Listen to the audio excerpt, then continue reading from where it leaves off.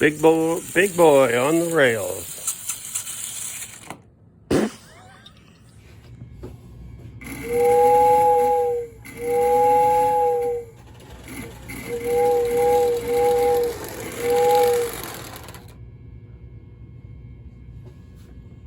Hello everybody, welcome back to Old Frail and Decrepit. Today we're going to have a look at something that I've just picked up, and we're going to put some wheels on it, and we're also going to run it with some very similar boxcars. But what we're going to look at today is this Menards New York Central Pacemaker freight service car. Now it came with just these two parts. No wheels, trucks, couplers, but that's okay. I got lots of parts around here. So we're going to put that together, and then we're going to run it with some New York Central Pacemaker cars from other manufacturers. You know, the reason I've gotten an interest in these is because about 3-4 years ago, Lionel came out with a set, and theirs had a rail sound, or a freight sounds boxcar and a fancy caboose, and they were all very beautiful, different numbers and all. But as I got to looking at them, I thought, I've seen that before. And I got to looking, and there on my shelf was 4 or 5 of the Marks New York Central Pacemaker cars. So we're going to run the Marks Pacemaker and the box cars from the other manufacturers who also have put out this paint scheme. It's a very striking, very good looking paint scheme, and I think it's going to look good together. But we're going to start the video by putting this Menards box car back together. Let's get started here. We'll start out by putting the trucks on the frame here. Now, some have asked about this, what I do when I'm putting new trucks on, and it's really very simple on these because they've already got the holes, everything. These are a set of trucks off of an MPC flat car, and the hole lines up so that the coupler is aligned far enough out that it will couple and make the turns with other box cars. So we'll start out, and what I always use, I know some guys will use rivets and things, but I always use these 6-32 bolts with a lock nut, with the nylon locking mechanism inside of it, or locking layer in there. And as usual, fat fingers get in the way when we're trying to put these together. But I put those down through there. Now, like on a flat car or something, I'll put the nut so that it's down, so it's not visible. But on this box car, it's not going to be visible anyway. So we'll just put it on the top. All right, there we go. We got it all lined up. We'll just start the threads. Sorry for the hands in the way. It's kind of the curse of fat hands and close cameras. So now we've got it started. We're going to take a 5/16 wrench. Just get that on there. And we're just going to just tighten that up into the nut, holding the nut with the wrench. Yeah, let's see if we can get that. There we go. And we're going to tighten that all the way down. Come on, get in there.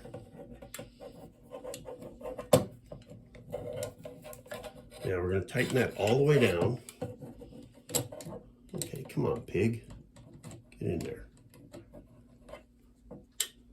trying to check camera and do this really challenges the coordination. So we're going to screw that all the way down. See, now it's tight. And then we're going to just back it off 1/4 of a turn. Because what we want is we want it to move freely, but we don't want it to have that wobble that some of the cheaper MPC era trucks had. I had one that with their little push pin that they had holding it in, the whole truck just wobbled. So we don't want that, but you see it moves very, very freely. So now we're going to do the same thing on the other side. Oh, look at that. I actually got the bolt to drop right in there. Now we'll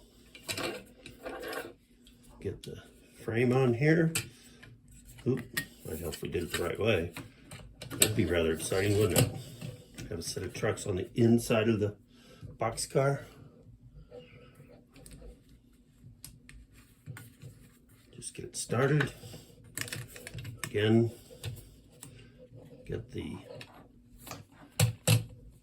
wrench on it, and we're going to tighten it all the way tight, and then just back it off just to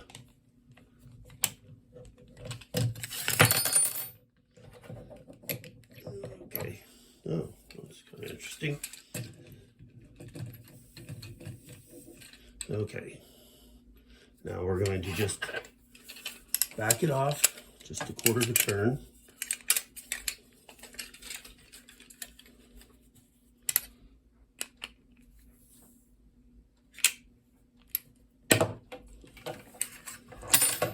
And plenty of movement without the wobble. Now we're going to attach the body. Now this didn't come with any screws, so we're going to try and put these little screws. I usually use these for attaching the track down on the layout, but we're to see if they won't work to just hold the body to the frame, and I don't see why it won't. So you don't need a lot of grip, you just need to get a few threads in there, because there's not a lot of pressure because the frame and the wheels aren't that heavy. Okay, well, let's get a different screwdriver here. Let's see if that one's going to be big enough. All right, pig, there we go.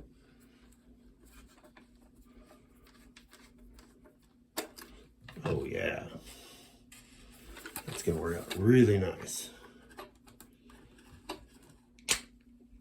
I got this particular one off of eBay. I've been looking for one, a complete one, but they're just few and far between. These came out in 2017 at Menards, and this is the only one I could really afford. And I actually paid a little more for it than I wanted. But as I always say, I never regret the things I buy. I do regret the things I don't buy. And this is the case where I'm getting exactly what I want. And even if I got to do a little bit to put it together, that's half the fun. Oh, that was good. Drop one of the screws.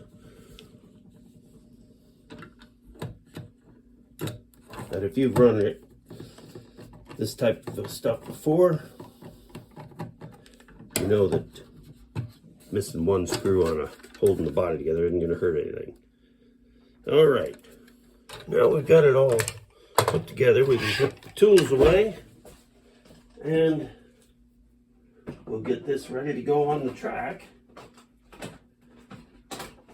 The only thing that's left to do on it now is to oil the wheels. Now, I bought the car that I stole the wheels off of just for the wheels, so we'll go ahead.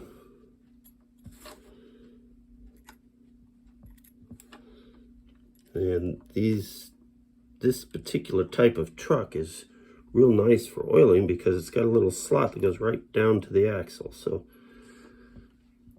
we can get the little needle down in there, little drop of oil.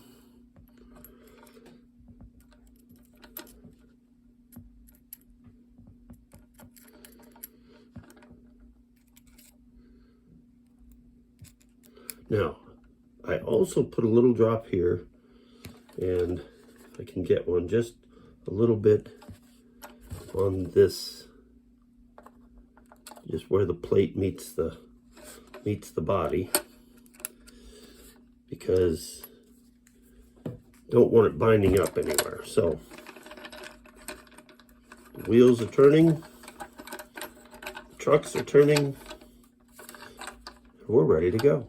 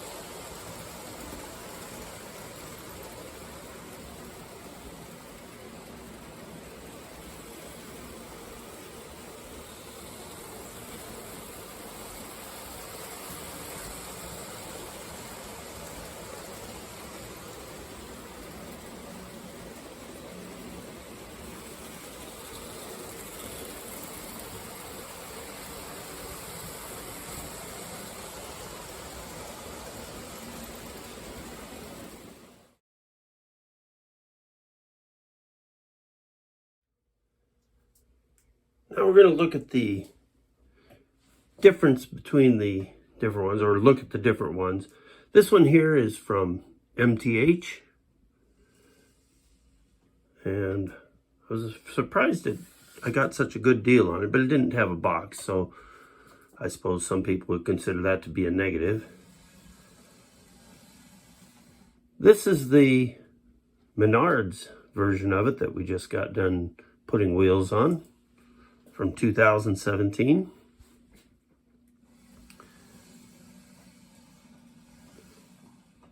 This one here is a Lionel, and I actually have two versions of it.